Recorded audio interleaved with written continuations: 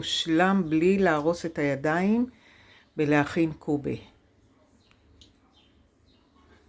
היום אנחנו נלמד איך מכינים קובה. ממכשיר שבניתי בסוחט הדרים, אבל לא כל סוחט הדרים מתאים. זה סוחט הדרים שאפשר, כמה שלוחצים, את יכולה להגיע עד למצב של 0. מה עושים? לוקחים טיפה שמן ומורחים בידיים, יוצקים איזה כדורי פינג פונג. שמן שמים כמה פעמים, שמים טיפה פה, בשביל שהבצק יצא בצורה חלקה. מכניסים את הכדור פינג פונג, לוחצים. כמה שלוחצים, הבצק יהיה יותר דק. מוציאים, מושכים, יש לנו כאן גומה. ממלאים מלא בשר.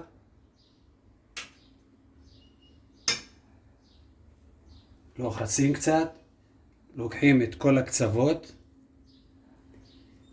הקצוות, ומושכים, מוציאים את עודף הבצק, ומעגלים, עושים בטנה. והנה יש לנו כדור קובה. הנה.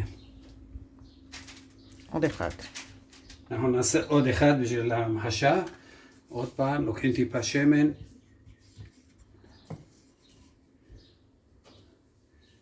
עושים כדור פינג פונג. מכניסים בפנים, לוחצים. כמה שלוחצים, הבצק יהיה יותר דק. מוציאים. הנה, יש לנו כאן בצק דק. ממלאים בבשר. את הבצק אני עושה במיקסר, הוא יצא פריך והוא לא נקרע.